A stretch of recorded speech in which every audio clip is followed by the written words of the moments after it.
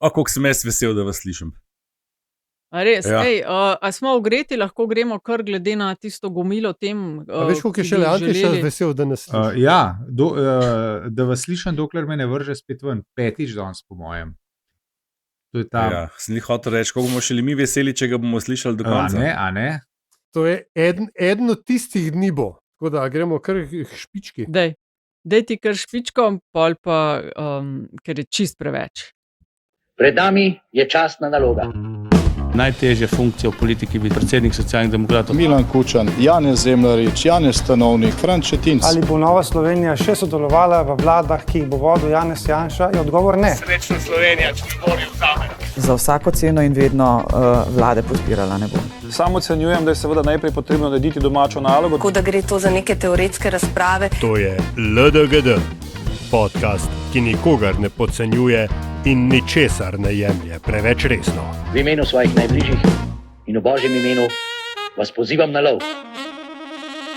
Pa dober, pa kot tebi ni jasno, zdaj pa se upravičujem, no. Ampak resno se upravičujem. Ja, prav, gospodje. Nič, tako bom rekla, ne? Antiša Korjan, Andraž Zorko, Aljaž Pengal-Bitenc in Nataša Briški vas pozdravljamo in smo vas pričakali, Aljaž, z zajetnim dnevnim redom, ki si ga ti zapomnil, a ne? Seveda, dnevni red je kot sledi. Točka 1, dnevni red. Točka 2, Golob, KPK, Korigador in preiskava Hojs. In na to točka 2b. Super, dajmo kar kle. Pozab, lej, če bomo to 35, je že to zmaga. Kongres Levica, zbiranje podpisov, referendum in NPM, spet Felic kandidati, politbizarka zadnjih 30, točka razno in seveda treba je povedati tudi rezultate politbizarke. In ne, to je meni nerodno govoriti. A sem spet zmagal ali kaj? Sezona je to. Ja, mislim, seveda, da jaz to bo rekli, lej, sej hoče skozi zmagati. Noče skozi zmagovati, ampak ste res, moram reči, niste na nivoju. No. Ja, mislim, mi jemljamo politbizarke kot politbizarke, ti jih jemlješ pa zato, da ti jih jemlješ pa tako kot Ata Oman, ne? Kot olimpijado. Veš kaj, tako je, ja. Za pokale. Ti greš na politbizarke zato, da boš zmagala. Res je, za pokale in Vrtovčevih 300 milijonov evrov za leve nevladne organizacije je dobilo 41% vaših glasov. Na drugo mesto se je prebil Prebilič, s stranko za vas vse normalne, potem pa Pavza Tarče neodvisnost na tretjem in bom rekla Andraž pač ne. Na svojem mestu. Andraž je na svojem mestu. Za las. Ja. Prav, pol pa kar predlagam, lej, da gremo namreč proti premijeju Golobu sta, zakaj se smeješ? Kaj si rekla? Da gremo proti premijeju. Proti premijeju Golobu, ne? Z besedo, če parafraziramo Staneta Dolanca, dajmo se mi zdaj zmeniti, kaj s tem KPK-jem. No, torej, proti Golobu tečeta vsaj 2 postopka, ne? Eden je zadeva Bobnar in domnevni pritiski na kadrovanje v policiji, ki se vleče že zdaj pa 3+ leta. In eden drugi je zadeva Karigador, torej dopustovanje v nepremičnini, ki je last poslovneža Subotiča, ki naj bi bil ravno zato imenovan na nekatere pozicije v državi oziroma ki so v ingerenci države. Hkrati pa ob tem se mi zdi, da vzporedno teče kar zajeten pritisk na KPK, tudi v luči tega obrambnega kolosa. Kako ste že rekli, da mu je ime? Davos.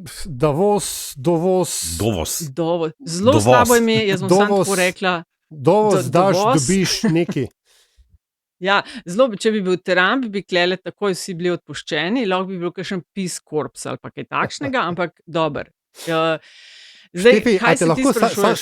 Sam dopolnim, preden pozaviš vprašanje, je pa paralelno, še ena paralela, imamo tudi kazensko preiskavo po pitanju Bobnar, ne, ki je pač vzporedno teče in je ločena od KPK. Sam to. Zdaj, Antiša, ti to spremljaš, pač, ker težko gre mimo nas, sploh v predvolilni kampanji. Kakšne so tvoje misli ob tem, kar se dogaja? In tudi, predvsem me zanima reakcijah iz tabora PV-ja in njegovega odvetnika.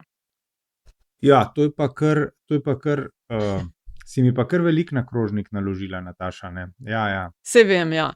Vzem si slajse, pa lepo odnom potom. Ja. No, mislim, najprej, ne, a veste, mislim, da sem to tudi že povedal kakšenkrat tukaj, ne. Če že greš v kakšne sumljive posle, potem pejt v Kitzbühel ali pa v Saint-Tropez, ne pa v Carregador. To je prva stvar, ne. Druga stvar je pa tisto, kar je pa bolj zaskrbljujoče po mojem, ne, je pa to, da smo, odkar se je ta zadeva začela, priča nečemu pomembnemu, nečemu podobnemu, kar je pravzaprav po eni strani med drugim odneslo Janeza Janšo, po drugi strani je pripeljalo Roberta Goloba. Ne. To je namreč ta nek trend spodkopavanja avtoritete oziroma verodostojnosti nadzorstvenih mehanizmov v družbi, kamor nedvomno sodi Komisija za preprečevanje korupcije, pa še vrsta drugih organov v tej državi. Ne? In kar naenkrat, ko začnejo ti organi opozarjati na nekatere stvari, ki jih pa morda oblast ni naredila tako, kot bi bilo treba, ne? Potem se začne vsajati dvom v to, kar te razne komisije in tako naprej počnejo. To je stvar, pravzaprav, ki nas mora skrbeti. To je stvar, ki ni ok, in to je stvar, na katero smo mi opozarjali že v pravzaprav večji del mandata zadnje Janševe vlade. Se pravi, ko ti nekaj ni všeč, ti opozarjaš, you are shooting the messenger, no, tako bom rekel. Ne? In to je za neko politično kulturo, na katero vsak nov, ki pride v politiko, tako z desnico na prsih prisega, da zdaj pa bo čisto drugače, ne, je to nekaj zelo slabega. Tako da ponavljanje vzorcev, ki smo jim bili priča v obdobju od 2020 do 2022, se nam dogaja tudi zdaj. Je že prav, da povemo v manjši meri, ampak to še ne pomeni, da se ne dogajajo. Če lahko razkočam, mislim, da smo mi preko točke, ko bi nas to morali skrbeti, ampak je tukaj, kot se na koncu rekel, pač treba povedati, kako stvari so. Ne? Veš, ena od prvih stvari, ko je Robert Golob začel razvijati svoj politični stil, smo tudi tu, ne, pa verjetno ne samo v tem forumu, začeli vleči paralele z, v narekovajih, janšizmom. Ne? In ta teza, ne, da če je dovoljeno, če pač Janša in njegova ekipa šla te stvari navila na 11, da je zdaj Golobu dovoljeno, ne vem, 8, ne, to kratkoročno pri volivcih mogoče to še gre, ker ne sej #naši, ampak dolgoročno pa na levici, na levo-liberalnem bloku, ta stvar ne bo zdržala. Ker bojo ljudje začeli ostajati doma ravno zato, ker se jim bo stvar gabla. Mislim, da je 6 mesecev pred volitvami sicer prepozen, da bi resno taktiko Golob spremenil, ampak zna se mu pa to poznati, no, to hočem reči. Andraž, kakšen je pa tvoj komentar? Zdaj od GS-ja sem iz večjih ust se mi zdaj ujela odziv zaupamo v inštitucije, ponavadi kadar je na drugi strani se kaj takšnega dogaja, od SDS takoj začnejo kričati z raznimi krivosodji, po drugi pa so prav tele od GS-ja, vključno s PV-jem, ne, pa recimo Črnčec, sprožili postopke proti KPK. Da niti ne omenjam te epizode odvetnika od PV-ja Zdolška in tega, kako je pokazal vrata novinarki Tarče, ker vprašanja niso mogoče bila takšna, ki jih je pričakoval. No in kako ti vidiš zadevo?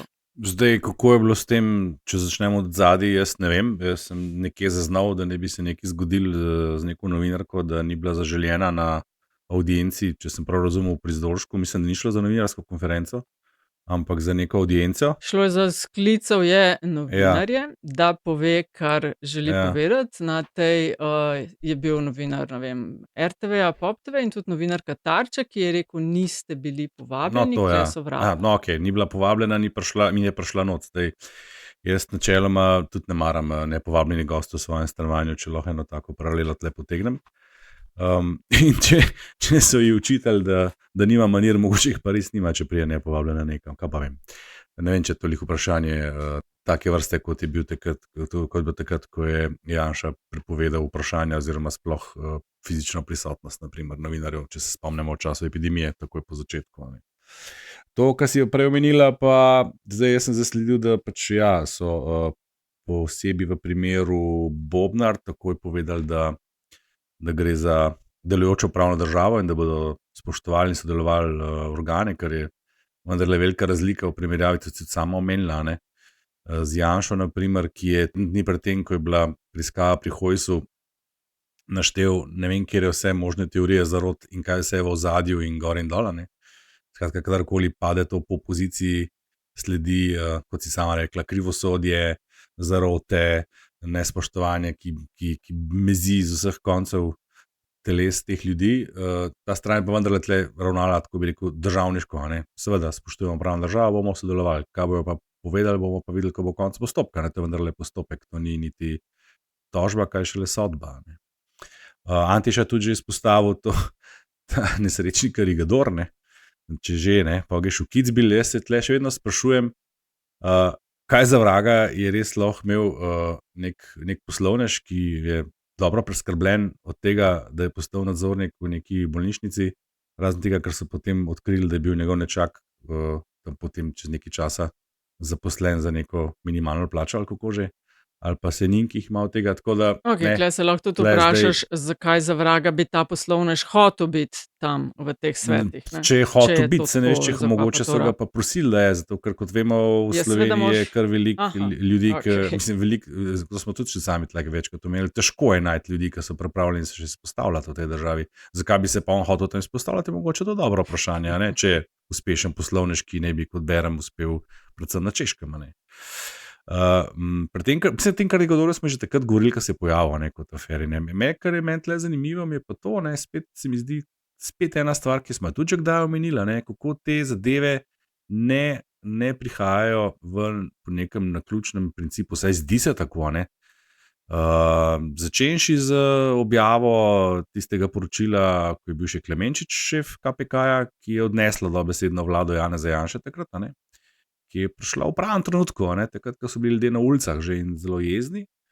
Zdaj pa sta dve zadevi, ki sta stari, koliko karigador so prevlekli ven, kdaj, pol leta nazaj, ali koliko je bilo, če se dobro spomnim, zadeva pa stara 2 leti ali 3, zadeva Bobnar je tudi stara, koliko, 2 leti? Skratka, ti v tem vidiš, da gre nekaj nastavljenega. Ne, nastavljenega nočem biti zdaj tle teoretik zarot. Ne vidiš nič spornega, ampak da... Jaz, če gledam tako...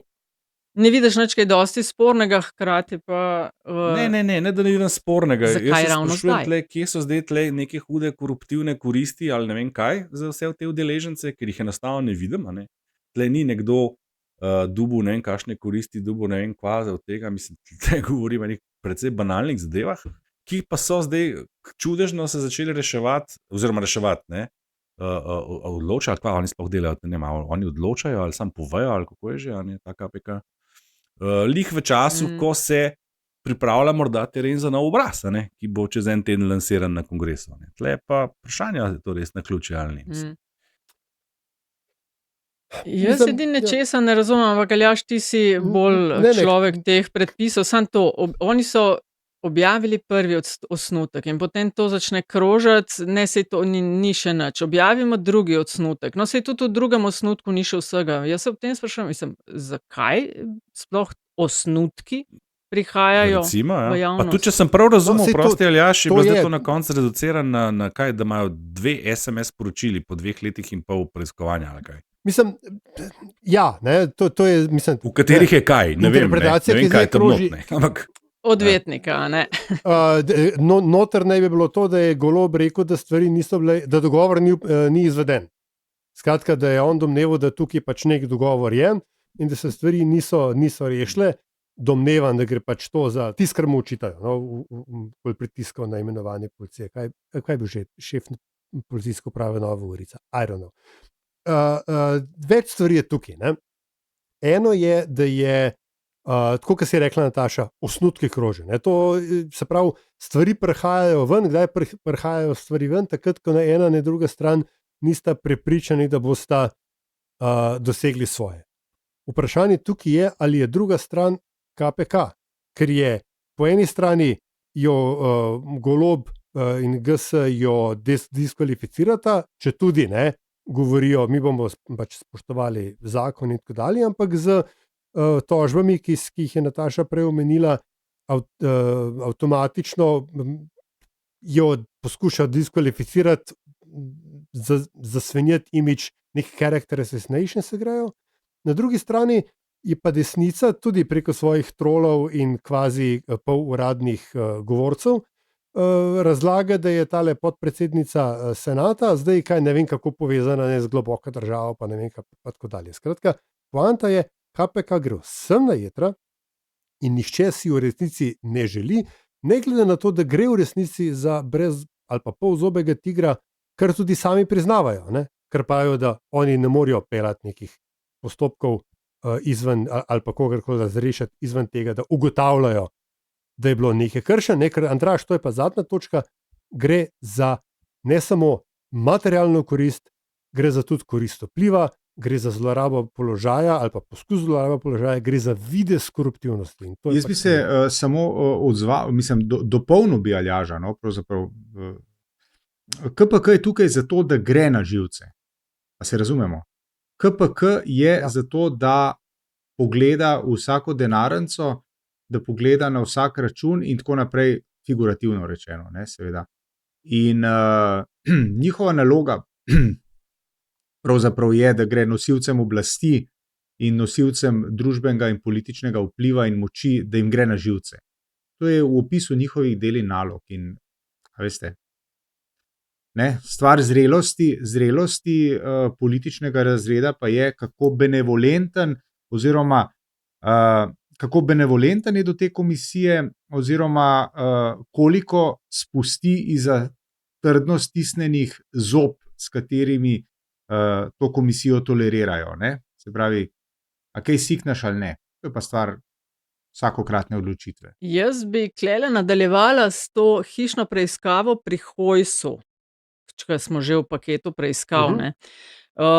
Kmalu po prejšnji epizodi smo imeli priložnost gledati ogorčenega Hojsa, sumijo ga sodelovanja z zloglasnim kavaškim klanom, da je, tako je on rekel, od neznanega storilca dobil informacijo, kdaj bo leta 2021 hišna preiskava in proti kavaškemu klanu in da je to tudi njim sporočil. Zdaj postopek vodi oddelek za preiskovanje in pregon uradnih oseb s posebnimi pooblastili pri specializiranem državnem tožilstvu.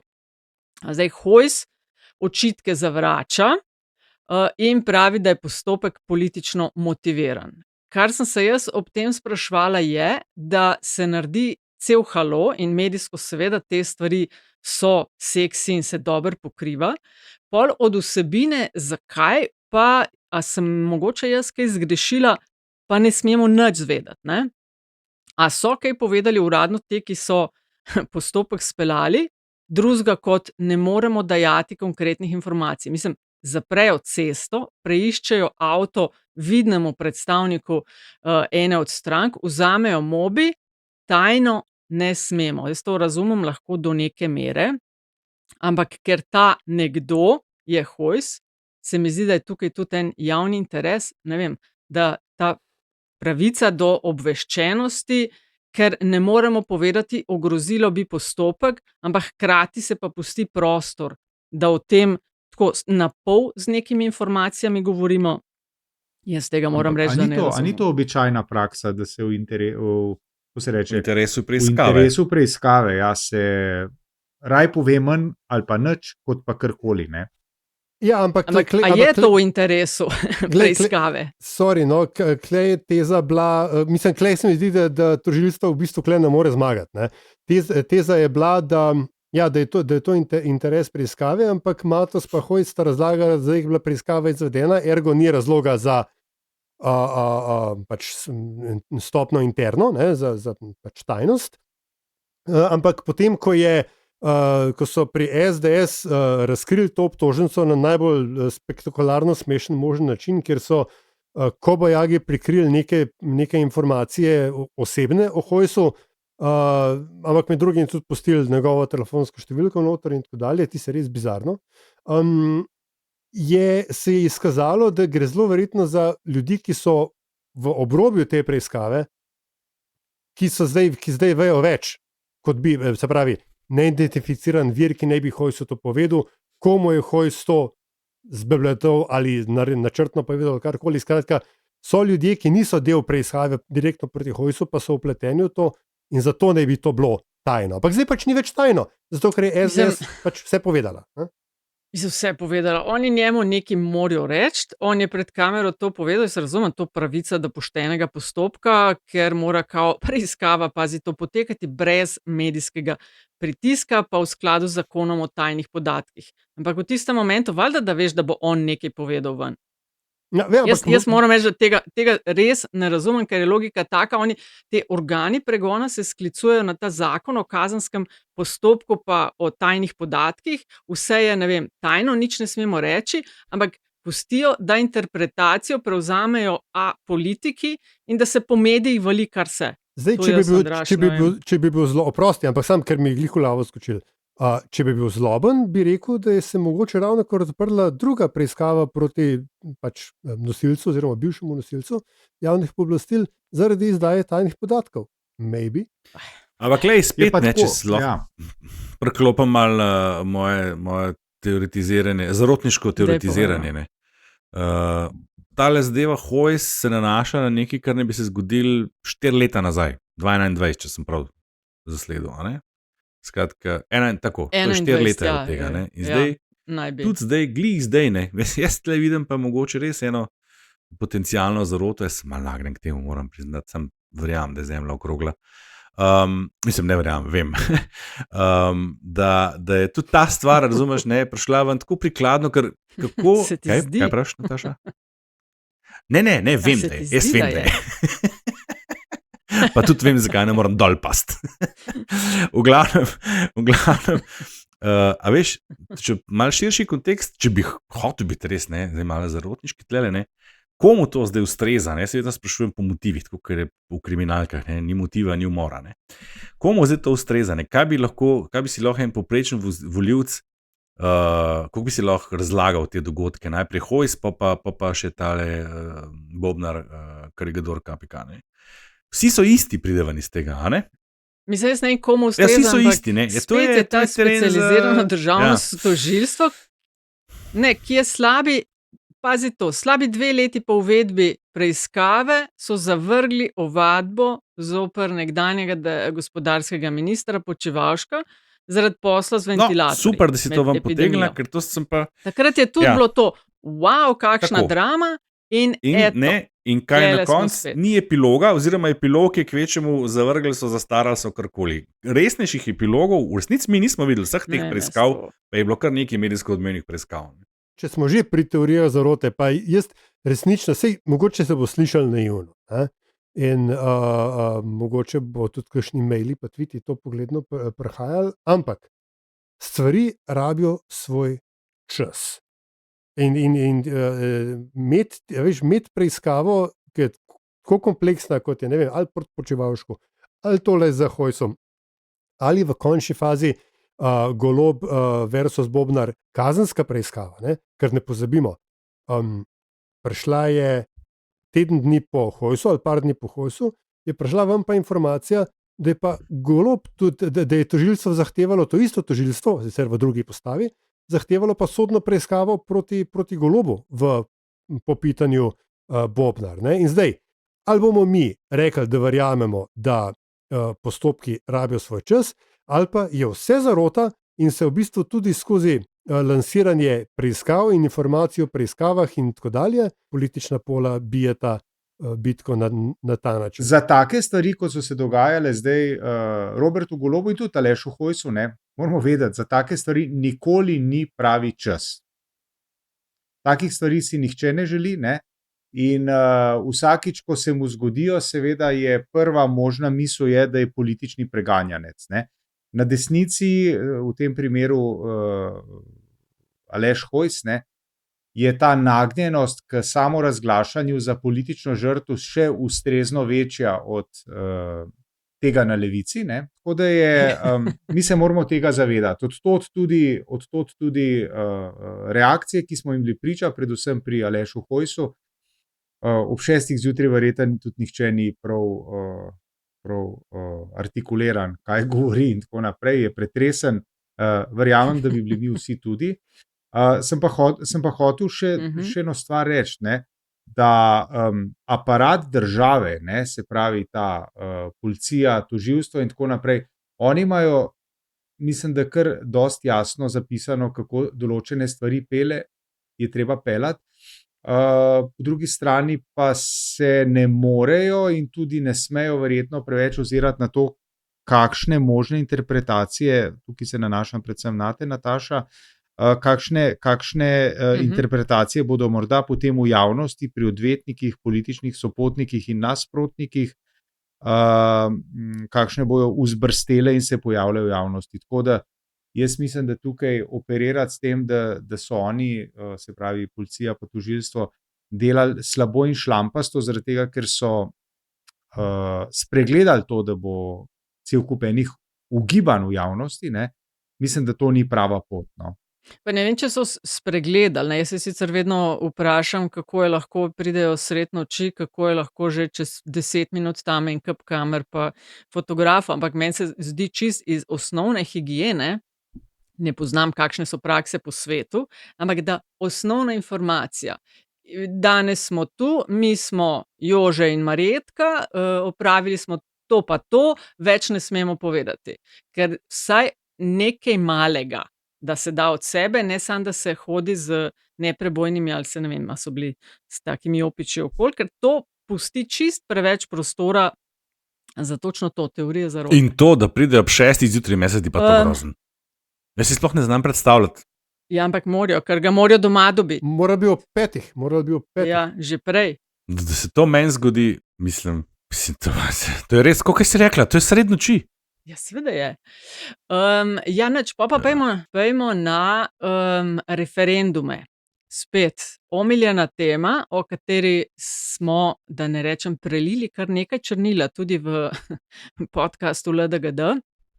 Danes, ko to snemamo, je 8. oktober in so se začeli zbirati podpisi za referendum o pokojninski reformi, medtem ko so za referendum na temo evtanazije že zbrani. A lahko sam nekaj predlagam? A lahko, če smo že pri komuniciranju, a lahko govorimo o referendumu o pomoči pri prostovoljnem končanju življenja? Ker pomeni nekaj drugega. Vem, da je veliko besed, pomeni nekaj drugega. Kaj pa pomeni? KŽ? Ja, evtanazija je ti, da ti nekomu končaš življenje. Ne, da ti nekomu končaš življenje. Evtanaziraš nekoga, ki se ne more. V tem primeru, v tem zakonu... Ali pa moja pravica do evtanazije. Ampak okej, cool, vzeto na znanje. No, okej, vzemeš na znanje, hvala. Vzamem na znanje. Zdaj, mi smo glede tega že imeli en referendum, to je treba povedati, kakšna je razlika. Takrat je bil to posvetovalni referendum in sicer so ga volivke in volilci mislim, da je lahko 55% je glasovalo za to pravico do pomoči pri prostovoljnem končanju življenja. Ampak, ker je referendum bil posvetovalni, pomeni, da ni pravno zavezujoč, ta, za katerega je zbiral podpise pač kralj referendumov, ali kaj bi rekla? Primc teme. Gospod Primc teme, tako. Bo pa zakonodajni. Zdaj, kdaj bo, ne vemo, ampak tu so pa podpisi že zbrani in če se ne motim, Andraž, je tebe to, se ti zdi precej zanimiva tema. Zanimiva tema. Ja, veš zakaj? Ker me preseneča vztrajnost, čeprav jo po drugi strani seveda razumemo, ne?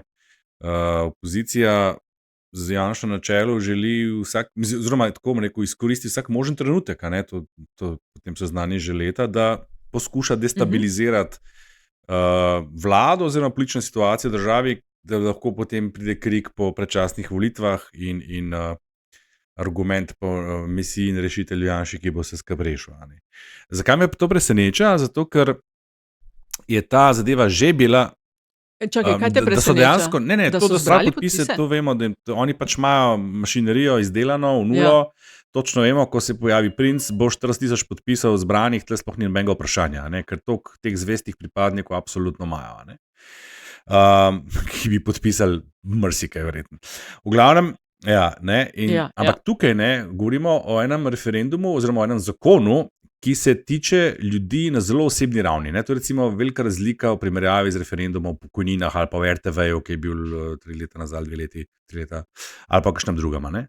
To je zelo, zelo osebna zadeva.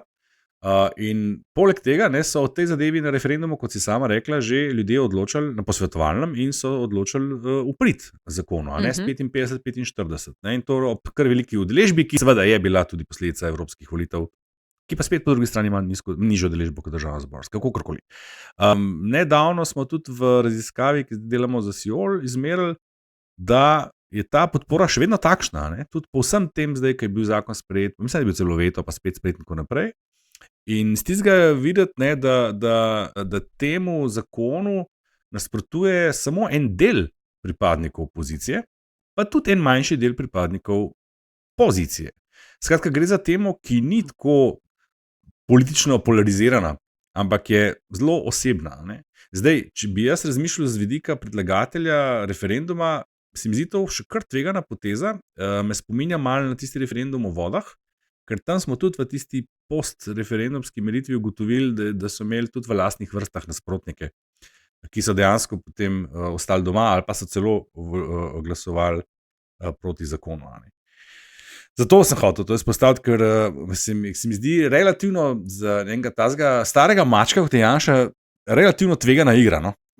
No, sej to me pa zanima, Antiša, a misliš, da je res tvegana igra in da jih res zelo zanima ali pa bodo pustili srce na igrišču zato, da jih zanima zmaga v tem primeru, torej da bi bilo to prepovedano, ali gre po tvojem bolj za, dajmo izkoristiti tega pol leta do volitev, da bomo spet imeli toliko in toliko minut v medijih, kjer bomo lahko povedali tudi še kaj drugega? Absolutno oboje. Jaz mislim, da pobudniki referenduma verjamejo v to, kar zagovarjajo, mislim tudi po enem pogovoru, ki sem ga gledal med doktorjem Pleterskim in princem na eni od televizij. Mislim, da tudi nimajo nobenih zadržkov ravnati v nasprotju z eno od božjih zapovedi, ki pravi ne laži, se pravi svoboda interpretacije tega, kar predlagani zakon zagovarja, je neskončna. Neskončna do te ravni, da je tam ne bom rekel laži, ampak se zelo temu približamo, se pravi zavajanja, poenostavitev in tako naprej in tako naprej. Če poslušaš princa, je pravzaprav tako, da bomo hodili okrog, pa nas bo sosed motil, pa bomo ugotovili, da ima več kot 70 let, pa bomo dali 2 tabletki, pa adijo sosed. Tako približno, no, zdaj tudi jaz malo pretiravam, seveda, ne. In seveda tudi to, Nataša, kar si vprašala, zelo dobra priložnost, da se v vladno kolesje, pa naj bo še tako zarjavelo in v njem že precej peska, da se ga nasuje še malce, ne. Zato pač, da se vlada ukvarja v zadnjega pol leta, da se ukvarja s temi stvarmi, namesto da bi morda postorila še kaj koristnega, recimo uredila dokončno vprašanje dolgotrajne oskrbe, ne. Zdaj zato ne bojo imeli časa, ker se morajo s temi stvarmi ukvarjati, ne. Fino je, Aljaž, da imamo to pravico do referendumov, ampak smo tudi ugotovili v našem podcastu, da se je izrodilo. Ti kot politolog moraš trpeti. Meni kot politologu je fino, ne? A veš, direktna demokracija je vendarle eden od temeljev demokratične ureditve. In ti je vsem, kaj delajo, kako maličijo to pravico. Mislim, a veš, zdaj tako je, ne? Od pravice do referenduma je v resnici zgodovinsko ostalo bore malo, ne? To, da bomo mi zdaj izključno samo še naknadni zakonodajni referendum, ne pozabiti, pa posvetovalnega, ne? Imeli smo tudi predhodni zakonodajni referendum, pa še, ne vem, ene par drugih elementov direktne demokracije, da o podpisih ne govorimo, ne? Tako je.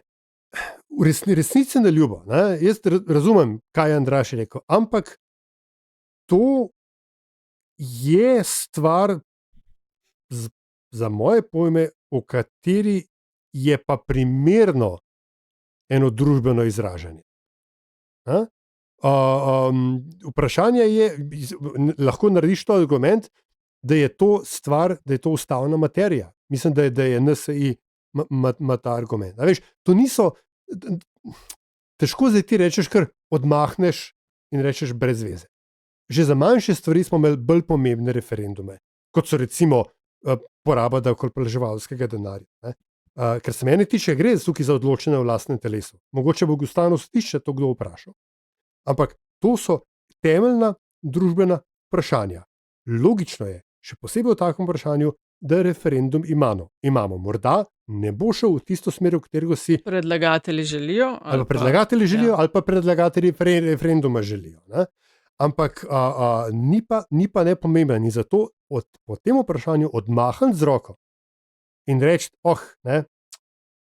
gre samo za pač podjebavanje oblasti, je po mojem spregleda en ključni element in ravno na ta element Primc računa, ker dovolj ljudi o tem čuti dovolj intenzivno, da se ga bo udeležilo. In tako kot je Andraž rekel, to se ne deli na trenutno levo-desno delitev, ampak na bolj, dajmo reči, progresivno, tradicionalno.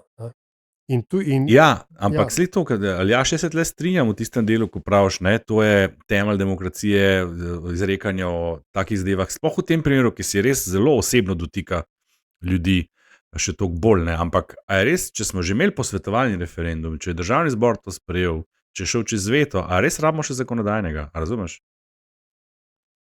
Ker jaz mislim, da še nismo imeli primera v Sloveniji, da bi imeli za en zakon in posvetovalni in zakonodajni referendum. Ne vem, bi moral pogledati možno, recimo, da ti verjamem, ampak sem že pogledal, pa vem, da je tako. Naj ti odgovorim z grafično primero. Kar bo Primc naredil ta hip, zato ker njemu rezultat na posvetovalnem referendumu ni bil všeč, ker je ljudstvo po njegovo glasovalo narobe, on dobesedno dela na tem, da zamenja ljudstvo. Oziroma vsaj ljudstvo, ki bi glasovalo na referendumu. Še eno temo bi pa rada odprla, preden nujno moram dodati en stavek, če se strinjate. Zdaj smo šantiši na živce. Ampak pazi, Aljaž, to je bilo na referendumu, ki je znan po tem, da se ga v večji meri udeležujejo bolj desni kot levi. Na tistem referendumu je bilo 55-45, oziroma ob taki udeležbi je bilo 55-45. Res bom, ne sem, mislim, ljudstvo, predvsem svoje voljivce mogo zamenjati, oziroma novo voljivce, se nima pripadnike ali pristaše ali kakorkoli. Udeležba je bila 40% plus. Andraž, jaz tukaj ne bi bil tako zelo siguren ali optimističen. Namreč glede rezultata, misliš? Ja, se nisem, a sem kaj rekel? Jaz ne vem, če mu bo treba zamenjati voljivce. Namreč, še tretji referendum je, ki ga nismo omenili, zato, ker se ne bo zgodil, pa smo ga v resnici, se mi zdi, vsi, vsaj jaz sem ga gotovo, pričakoval. Namreč referendum o zakonu o medijih, ki mimo grede velja, če ste opazili, in je šel mimo brez ustavnega challengea, brez referendumskega challengea, še pač tisti veto državnega sveta je bil zelo pro forma, da ni sploh je bil v končni fazi, popravite me, če ga ni bilo. Skratka, teza, ki jo jaz tukaj razvijam, je, da je Janša in desnica nasploh naredila stavo, da je referendum o pomoči pri prostovoljnem končanju življenja bolj eksploziven kot referendum o zakonu o medijih. In ta stava ni prišla kar od nekod. Očitno pač je bil premislek. Ja, po mojem, veš zakaj? Zato, ker je, kaj bi se znal zgoditi, en sentiment bi znal tle prevladati za voljivce levo od sredine, ki v tem primeru v večji meri podpirajo ta zakon, so udeležbe še kar ena zoprna nadloga, v resnici. In tukaj zna priti do tega momenta, pa kam zdaj spet hodil za isto stvar glasovati. In mogoče igrajo na to, Ko smo že pri zoprnih nadlogah, Andraž, imamo pa tudi, zoprna predvsem za stranko Levica, Maljevac, minister za solidarno prihodnost in zakon o dolgotrajni oskrbi, je nekaj, kar tudi vzbuja kar veliko razmislekov in vprašanj. Interpelacija proti njemu, ampak kar me pa še bolj ta moment zanima, pa je, imeli smo kongres Levice, volili so 25 članov sveta stranke, zdaj v času, ko mi to snemamo, kdo so ti ljudje, še ni znano. Ampak glavne stvari. Stranko bosta vodila koordinatorja Vrečko in Mesec, začrtali so, kot so rekli, pot do volitev 8. marca, okrepili in potrdili sodelovanje z Vesno in z Vesno računajo na podvojitev rezultata. Oni so šli komaj čez 4%, trenutno imajo 4 poslance. Kar dober izplen. Ministre. Kar dober izplen, ja, hkrati pa se na eni fronti morajo še kar dosti resno ukvarjati z ubežnikom iz stranke, poslancem Miho Kordišem, ki skupaj z ekipo in somišljeniki zbira podpise pa za referendum o pokojninski reformi in hkrati tako mi socialisti kar konkretno tolčejo po Levici. Antiša, a iščejo tisti odstotek, ker si težko predstavljam, da se pa tak velik razkorak v zadnjih 2 letih zgodil. A iščejo tisti odstotek ali 2, ki jim bo omogočil, da bodo mogoče, ne vem, začeli graditi naprej. Pa boš, Andraž, ti pol povedal, kaj jim kažejo raziskave, kje se lahko A ste najdejo. Antiša, gledali izvoli. film Vojna zakoncev Rose? Mislim, da je zdaj Seveda. nastal že Remake. kaj gledali, žvel, ne. Zdaj je tudi remake nastal, ja, ampak jaz sem ga gledal Danny DeVito, pa Michael Douglas, pa Kathleen Turner, ne. Jaz mislim, da se mi lahko o tem pogovarjamo, ne. Se pravi, mi se pogovarjamo o tem, kako do nedavnemu prijatelju, zavezniku, političnemu in sopotniku v čim večji meri zagreniti življenje. To je pravzaprav na nek način zgodba, ki jo v manjši meri spremljamo tudi pri odnosu med Janezom Janšo in Anžetom Logarjem. Tako da v prvi vrsti gre za to. Zdaj je seveda tudi Luka Mesec že sovražnik, mislim, da je bil celo ta izraz uporabljen, sovražnik kar na nož gre. zbirateljev podpisov in pobudnikov, ne.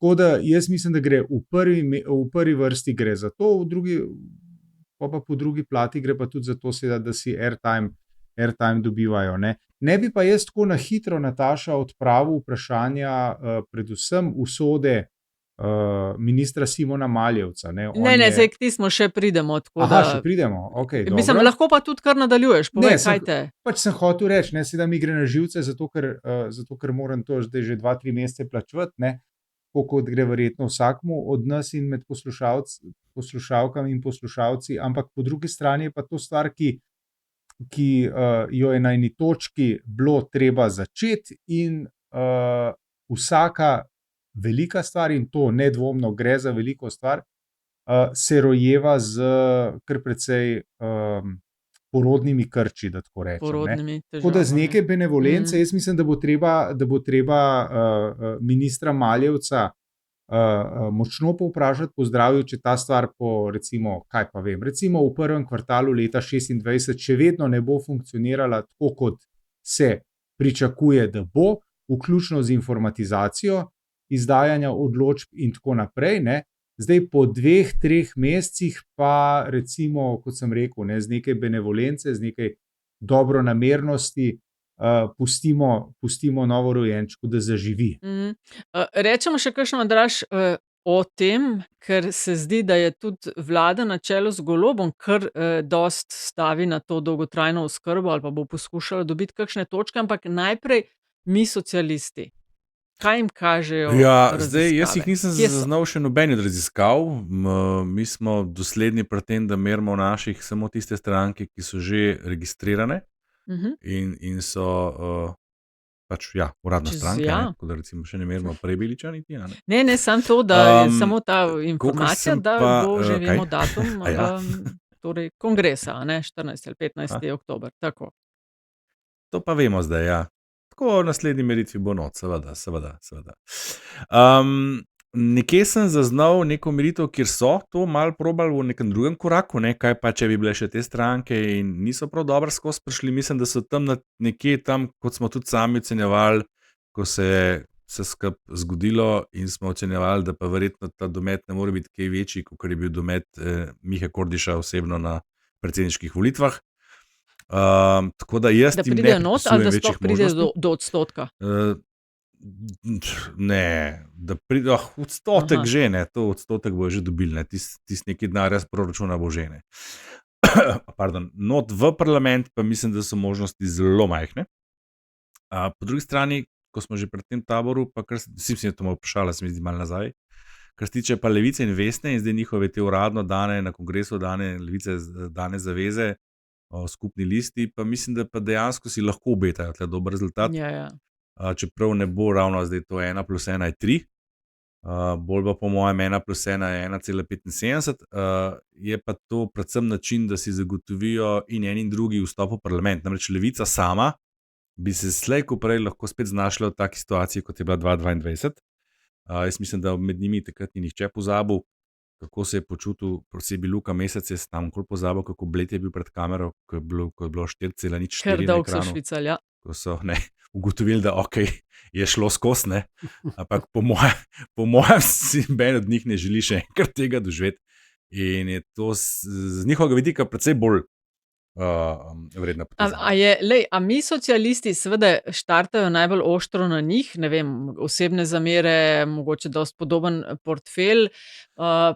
Oni verjetno kje drugje težko jemljajo, čeprav je videti, da so neke simpatije, da njim izkazujejo tudi kakšni člani Resnice. Opažam pri komentarjih kakšni, saj se o tem ne strinjamo, ampak, a veš, Aljaž, si isto videl? Mislim, seveda, gled, pač imaš teorijo, kako že je teorijo konjske potke, ne? Slej ko prej oba skrajna pola prijeta nenavadno blizu. Ampak čakaj, resnica ni skrajni pol, ne? Tako, no. Oziroma saj ne na tej potkvi. No ja, dobro. To je klasična ideološka, pragmatična stranka, ki ima zelo jasne, izrazito parcialne interese in nima veze z nobeno ideologijo. Da jih ne moreš dati v levo ali pa desno, ne? Ja, ne vem, mislim, glede na to, kdo pač naj bi, ne, po informacijah bil zadej, so pač to geopolitik. Ja, Rusi naj bi pač. Ja, no pa to spet, se pravi, to je to, kar sem rekel, to je pragmatičen, partikularen cilj. Ampak FSB in povezane agencije imajo velik interes sponzoriranja predvsem skrajno desnih in pač skrajno desno adjacent strank. Tako da ne vem, no, razumem, mogoče Resnica nima klasične skrajno desne agende tipa Nigel Farage, ampak overlapa je pa velik.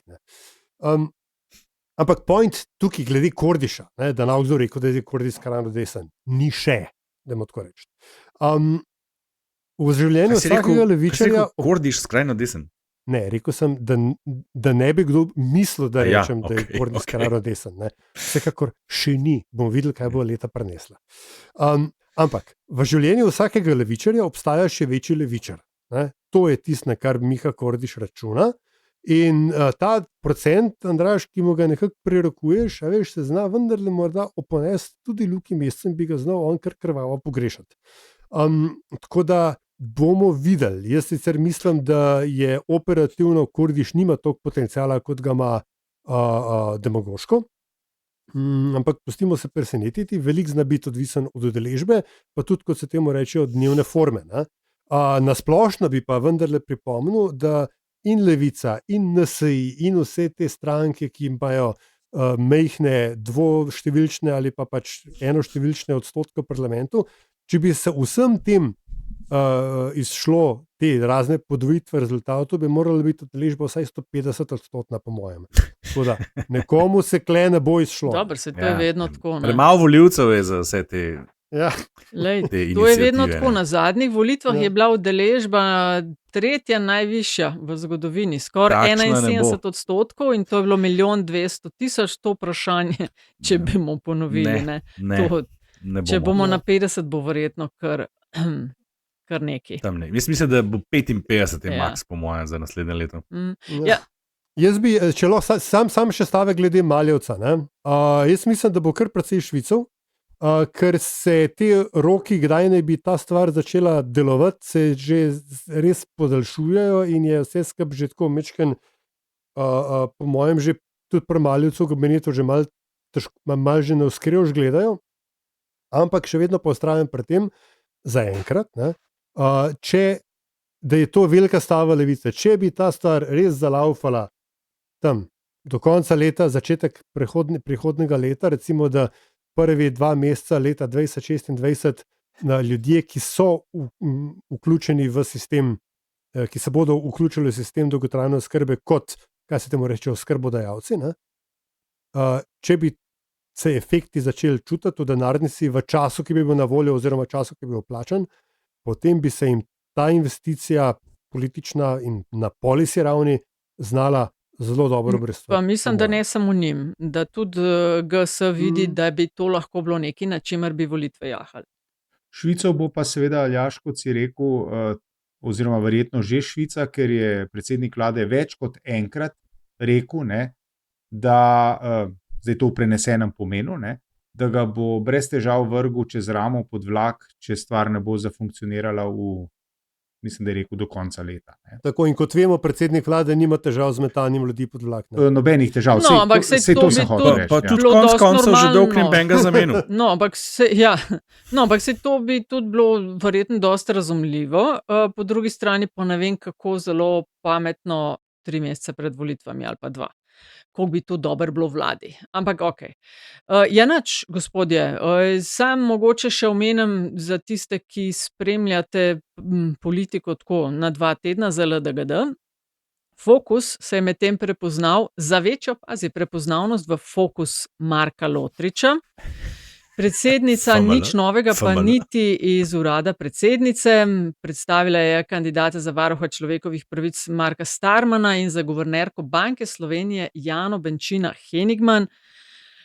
In nekako spet ni šlo čez. A to kdo šteje, koliko kandidatk in kandidatov je zdaj že NPM dala? To je 5 poskusov, 4 pa že, ne? Ja. Če nihče drug ne pa v kabinetu šteje, v obeh kabinetih. Drugače, čakaj, a ves ta čas smo brez teh ljudi? Mislim, imamo neke vedeje. Ampak kar se Banke Slovenije tiče, Slovenija ta hip v Frankfurtu nima glasovalne pravice. Tako da... A se kaj pozna? Mislim, pač evro ni padel zaradi tega, ampak v smislu tega, da si... Zelo slabo je. Ja, v smislu tega, da si za mizo in da si enakopraven, je pa zelo slabo, In da te ni, da te ni za mizo. To je zelo slabo, da te ni za mizo. Samo še to, na tej točki, kar si že omenil, Andraž, FML, Fokus Marka Lotriča, tukaj verjetno treba tudi shout-out Tomažu Celestini, da saj pri njemu sem to najprej zaznal, da je pogrešal. Ja, on je bil, No, čakaj, zdaj pa še povej do konca, ker FML ne ve. Fuck my life, ne, mislim. Fuck my life.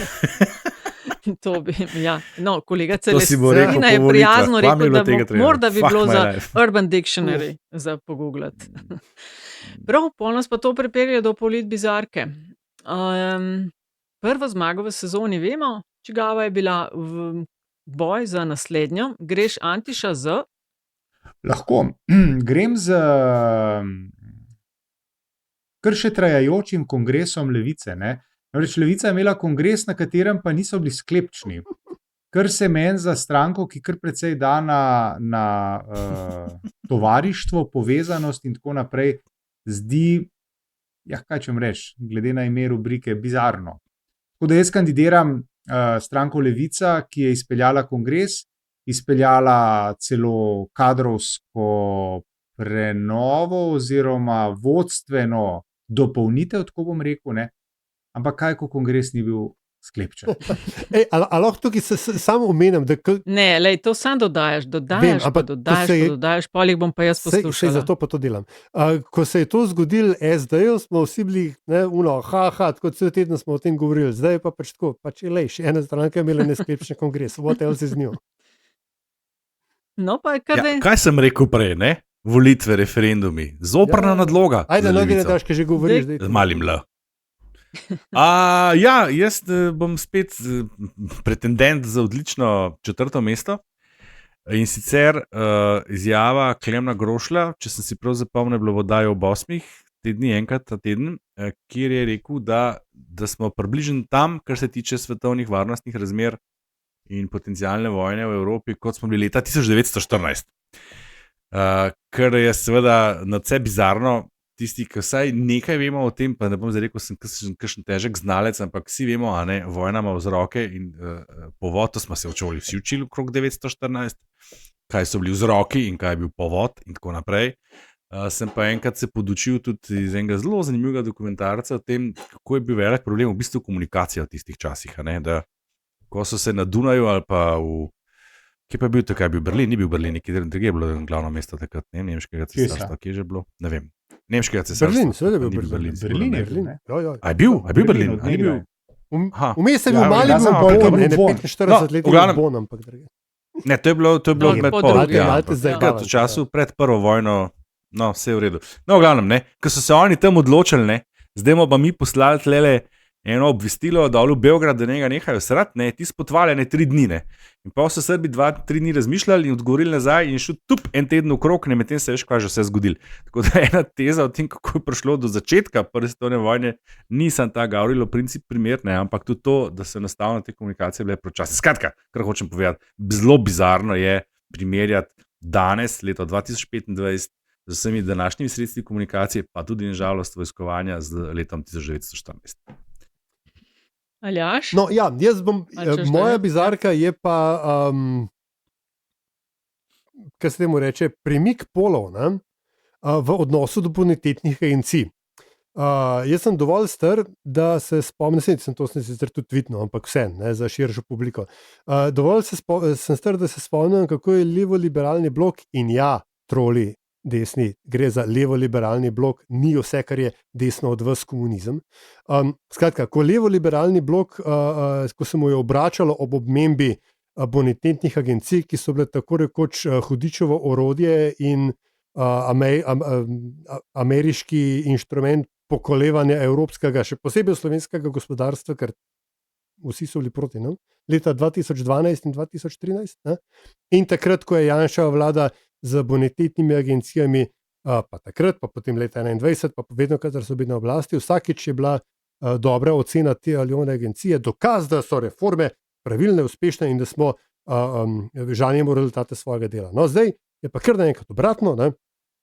Ker je Fičel, ne vem, kdo že dal pač ne vem, A+, je Boštjančič skočil v luft od veselja, to je to, evo, zdaj smo mi na pravi poti, ne, in levičari so, evo, bonitetne agencije so povedali, da je to, ne, evo, imamo ga, samo što nije, na desni so pa ugotovili, da kursa niso vredne te agencije, kdo se je to sploh zmislil, ajde, pač 5 dan. Bizarno, a ni? Ja, ful. Bizarke komentiramo, ful, ne. To so v Big Shortu zelo lepo, Big Short ja. film, zelo lepo prikazali, kako je s temi agencijami, ne. Jaz sem eno od njih preimenoval v Poor Standards, ampak roko na srce, ne. Leta 2012-2013 so te agencije sodelovale v nekem komplotu finančnih deležnikov, Rabimo. Ne, zato, da bi pripeljali Slovenijo v fazo bankrota, kar veliko ljudi je takrat šortali Slovenijo, to je dejstvo.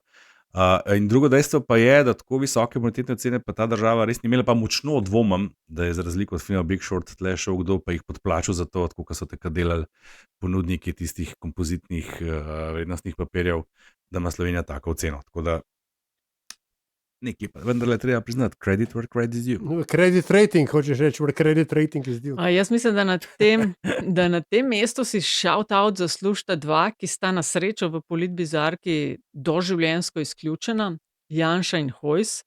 Hojs s svojim tweetom, testirali smo sistem tega obveščanja v izrednih razmerah in je on SMS-a ni dobil, je to pospremil s komentarjem, kako so ročno odbirali opozicijo, da ja ne bojo vedeli, kaj se bo kaj hudega zgodil. No, Janša je pa lagal okrog tega, kaj je kolesar Pogačar, koga podpira in ne, ali ne, s tem, da je retweetal en izmišljen 2 tedna prej ustanovljen account, ki pogosto laže o tem, kaj Pogačar reče ali pa ne reče, med drugim, kako naj bi bojkotiral Pride Night Mednarodne kolesarske zveze. Skratka, ampak pač na srečo sta doživljenjsko izključena, tako da moj favorit v tem krogu je pa to golobarjenje okrog božičnice, ne. Razumem, volitve so pred vrati, že sama najava je bila, zdaj pa to bo in morate dati in obvezno je, se mi zdi kar precej cenen populizem, do tega, da izjeme, no ta se mi je pa naslednja res zdela zrela za politbizarko, da božičnico podjetja lahko zavrnejo, če se zaposleni strinjajo s tem, in cvetka vseh cvetk ne, ker zaposleni seveda poznajo stanje podjetja bolje od menedžerjev. Jaz bom tako rekla, ne, kot je en član naše skupine, seveda, kjer zaposlen pa ne začne dneva s kavico, bilanco stanja pa analizo poslovnih rezultatov, ne. Jasno. Tako da to golobarjenje okrog božičnice je moja. Evo. Gospod je še zadnjih 30. No, Kaj imate? Antiša. Tišina Jaz je bom v tej nastopila- sezoni, sem se odločil, kadar ne bom imel jezikovnega kotička, se bom potrudil, da bom recimo povedal kaj, kar morda poslušalstvo ve, mene je pa recimo zelo, zelo presenetilo. In tukaj prihaja season 1, episode 1. Ne? In to je, ko smo začeli v osnovni šoli se pri matematiki ukvarjati z malo bolj resnimi stvarmi, smo računske operacije opravljali s čim? Z digitronom, Na roke? kaj ne da. A smo? A ja? Ne, smo uporabljali digitrone. oprosti. Ne? Ja. Ja, smo uporabljali digitrone. Ne? In jaz sem pač mislil, da je to pač nek uveljavljen termin za prenos te tamale, da je to pač digitron. Ne? No, potem sem pa zelo pred kratkim, no, bom rekel, ugotovil, da je bila digitron tovarna iz Buj v hrvaški Istri, ki je Seveda. Ja, nisem vedel tega, vidite, ne. Ki je prva v Jugoslaviji delala po, mislim, da licenci Texas Instruments, je delala te tamale, mislim, ne moramo zdaj reči prenosne računalnike, ker danes prenosni računalnik pomeni nekaj drugega, ampak te, pač delala je digitrone. Kalkulatorje. Ročni hvala lepa. kalkulator. Kalkulatorje, ja. Tako da, evo, to je prvo priznanje moje nevednosti. Sem mislil, da je to pač ne, zelo pač uveljavljen termin, ker ne vem zakaj je pač tak, ampak bil je digitron. No, to je bila tovarna v Bujah. Andraž? Simpatično. Jaz bom pa zvest svoji tradiciji, to je pa verjetno zdaj season 2, episode 1 in bom priporočil knjigo, ki je seveda še nisem prebral. Gre za, tokrat pa zelo resno stvar, gre za znanstveno monografijo Slišati tišino, pod naslov Družine Oblak, Dobivišek in Conte v družbeno-zgodovinskem ogledalu 19. in 20. stoletja, avtorice Barbare Vodopivec, izšlo pri Sazuju. Zakaj? Zato, ker knjiga pač spriča o nekih drugih okoliščin, poznam vsebino, čeprav še nisem bral in sem na nek način oddalec spremljal nastajanje tega. Knjiga razkriva, zato tudi naslov, Slišati tišino, stvari, ki so bile seveda zamolčane že v času prejšnjega režima, se pravi po drugi svetovni vojni pa do konca tistega režima in so ostale zamolčane tudi po tem. V tej knjigi je zbrano neverjetno veliko zelo zanimivih dokumentov, kako se prepleta usoda treh družin skozi zgodovinske okoliščine in kakšne usode so jih dočakale in kako se to vpliva na konec koncev tudi na življenje potomcev danes. Pa če se ne motim, bo avtorica tudi gostja v oddaji Intervju z Jožetom Možino. Priporočam pogled, ker so stvari, o katerih se še vedno ne govori, pa bi se moralo, ako tudi nam niso všeč oziroma ne pašejo v naš ideološko-politični diapazon, kako ne rečem. Aljaž, jaz bi se navezala na to, ker bom tudi nekaj priporočila, kar vem, kaj bo, ampak še ni objavljeno. Se mi zdi, da res moram na tem mestu, spoštovano poslušalstvo, opozoriti na eno epizodo, ki sva jo snemala te dni in se mi zdi, da je res zelo dobra in da jo ne velja zamuditi. In sicer sva delala epizodo Evropske četrti o tem, kako dezinformacije meglijo podnebno resnico. Krasne goste imava dr. Žiga Zaplotnik, Barbara Kranjc in dr. Žiga Malek. V tej epizodi tako zelo na konkretno razbijamo najpogostejše mite, od tega, da so podnebne spremembe naraven pojav, do tega, da se znanstvena skupnost glede tega ne strinja, pa da smo okej v Sloveniji, ker imamo gozdove, pa da so podnebni ukrepi predragi. Tudi, zavajanja s podatki se lotimo, ja, brez tega ni šlo. Ali je jedrska energija vsemogočna rešitev ali pa pač ne. Tako da objavljena bo predvidoma 13. oktobra, tako da če poslušate kmalu po objavi LDGD-ja, pričakujte jo kmalu, če pa kasneje, pa ne je spregledati, ker je res dobra. 13. že, shit. Aljaž. Ja, mojih zadnjih 30 je pa v bistvu namenjenih, pa niti ni odkritje ali pa razkritje, bi sem v končni fazi, vsi to vemo, samo je pa izkušnja nedavna.